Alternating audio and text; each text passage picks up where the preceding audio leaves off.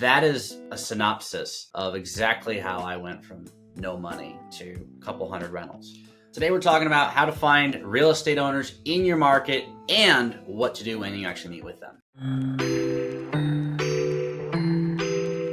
Now, welcome back to the channel. I'm Christian. This is Cody. This is the exact strategies that we used to go from 0 to hundreds of multifamily units in a relatively short period of time. Cody started about 4 years ago in his investing journey. I really started getting into multifamily about 3 years ago with a small single family investment prior to that. But this is the strategy that took me from 4 units to 200. This is the strategy that this is where you started. This is how I started. This is how you went from 0 to 12 with basically no money at 19 years old. Now let's talk about how we actually find these people. There's a magical map called Google Maps. And if you've been watching us for a little while, you've probably seen our video, how to contact any property owner ever. And of course, you subscribe to the channel. Yep, that you did. And if you haven't, you did it now. You can find anybody on Google Maps. You can find their number on Google. That's convenient. Those are basically the same places. But when it comes down to actually finding these people, you find a big building on Google Maps, you love the look of and the aesthetic of the complex, and you give them a phone call. You actually get through the phone call and you meet up for coffee. A lot of people get stuck and say, okay, what do we do next? Mm-hmm. When you get to that conversation, Christian, what are some of the things that we have to map out?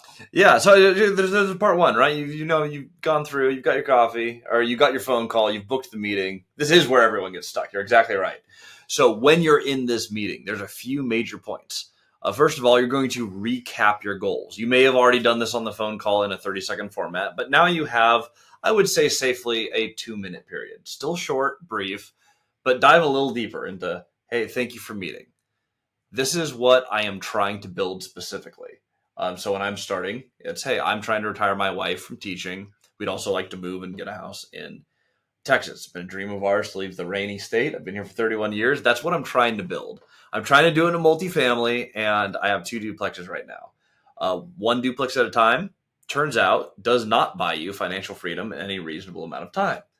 I've learned this, and now I've looked at your business. I saw this building, and I have no idea how to take out something this size. You have a little bit more time to elaborate than you do on a phone call, but again, very short, very simple.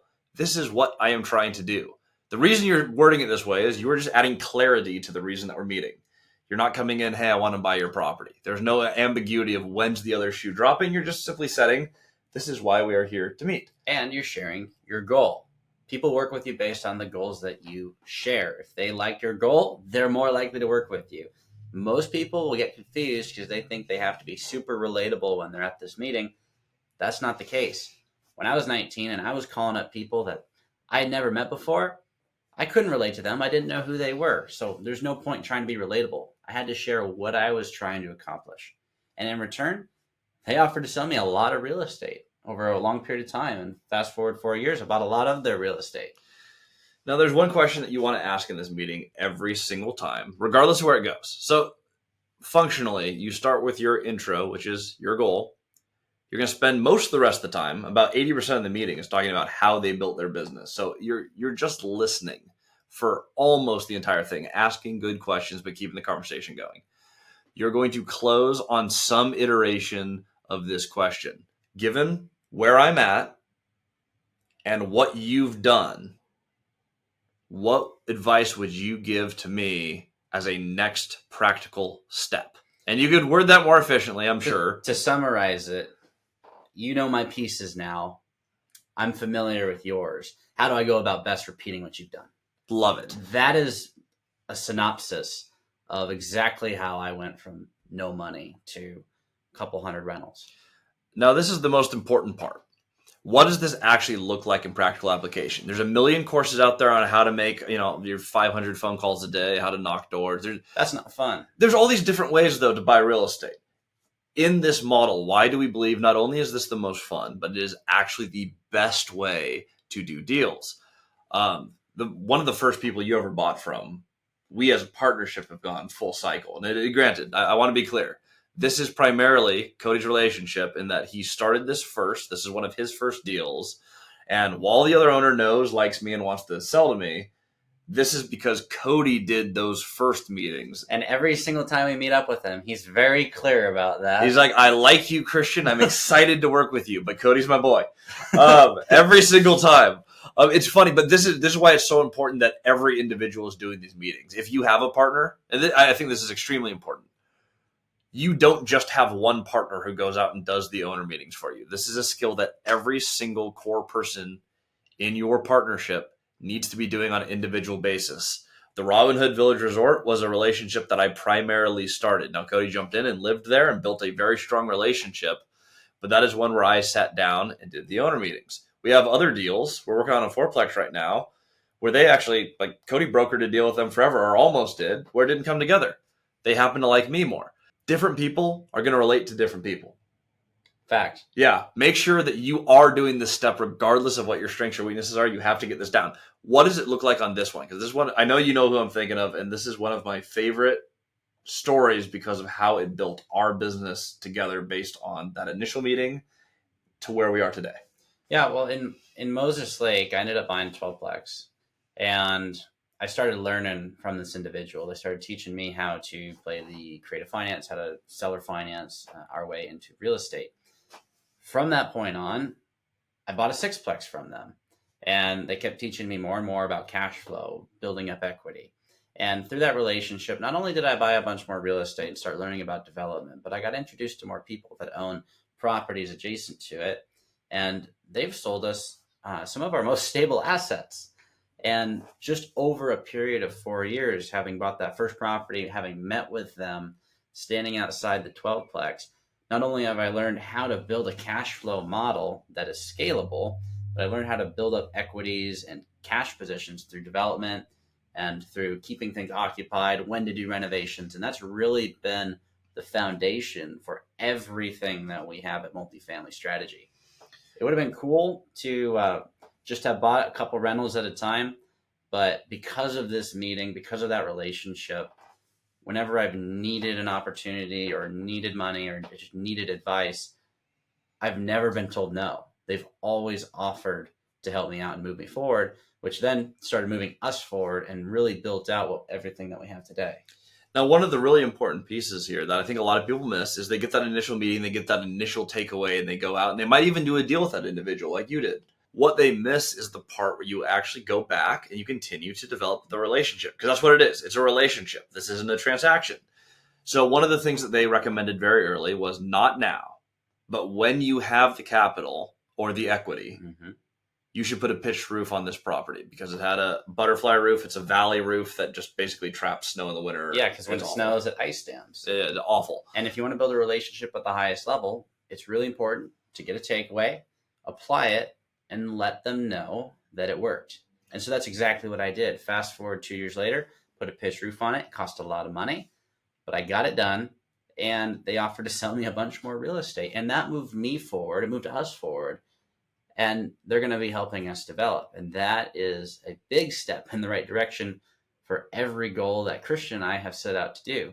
We want to go build a bunch of real estate so we can have more cash flow and pay off all of our real estate that we have today. And we are well on our way of making that happen. Just from one relationship, just from one meeting, and following up and letting them know everything that they taught me worked. And in just about every market, you have some players. And this is someone who has, I believe he's in the 70s for multifamily units right now. And a lot of them paid off. Yeah. And by the 70s, I mean, they're built in the 70s. They're actually, a lot of them built in 2017. But he has 70 multifamily units free and clear. Without partners.